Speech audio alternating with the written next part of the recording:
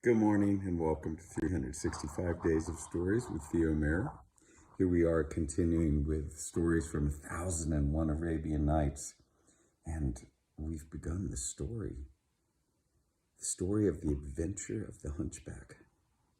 Now you might want to remember that he'd been invited to the house of the tailor and his wife to carouse and party and banter, and they had thoroughly enjoyed his company. And into the night, they had, well, partied away. And unfortunately, in that altered state that people get into when they've consumed drugs or alcohol, things got out of hand. And the tailor ended up pushing a big chunk of fish into the mouth of the hunchback, who had to just swallow it. Bone got stuck, he ends up dying. The wife is like, we got to get this guy out of here. And so she's got a plan. They cover him with a silk cloth, and the tailor picks him up, and they begin to take him through the streets. And there was a physician, a Jewish physician, who had his place, his house, not so far away. And so they began to go through the streets, and the wife was wailing, "Oh my gosh, my son, how has it happened to you that you've come down with smallpox? Oh my gosh, may there be a cure for you. How could you not have escaped it? Oh, my son, will you recover? Will you recover?" And anywho, we're still up at that time of the night. And when they saw them pass, they went, "Oh, that poor couple. Their son is dying of smallpox." Well, they got to the door to the house of the Jewish physician, and they knocked upon the door quite loudly. And a maid came down and asked what they needed. And the wife said, "It's our poor, ill son. Could you please have the physician come down and see if he can give him some kind of remedy?" And as the tailor's wife said this, she handed the maid a half dinar coin, quite a bit of money. The maid went upstairs, knocked on the physician's door, who was sound asleep, of course, and she went in and she said, "There's a couple down at the bottom of the stairs, and they have an ill son, and they've given you this coin if you will come down and see if you can cure him." Now, the physician was delighted to see that just for going downstairs, he would be able to get this sum of money.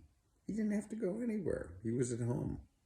So he got up, and he was on his way through the dark down to the stairs. And he said to his maid, "Please bring light." Now, as soon as the maid had turned and gone up the stairs, the tailor and his wife, well, they got the hunchback about halfway up the stairs, and they propped him up on one of the stairs, and they quickly went down the stairs and ran. The physician comes down in the dark, and he's coming down in the dark, and he can't see a thing, but he's hurrying because there are people at his door.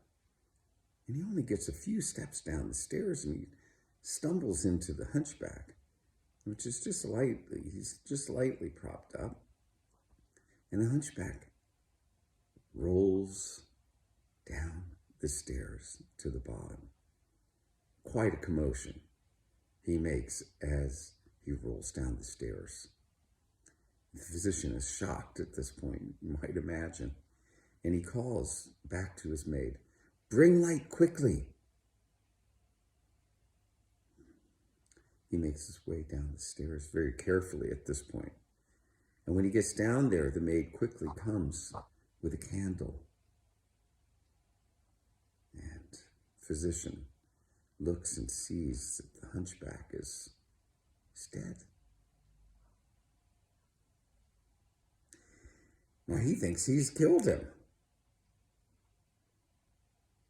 He goes upstairs quickly, and his wife, who's now awake because of all the commotion, he says, "Oh my gosh, you can't not believe what happened, but there's a dead hunchback now at the bottom of the stairway.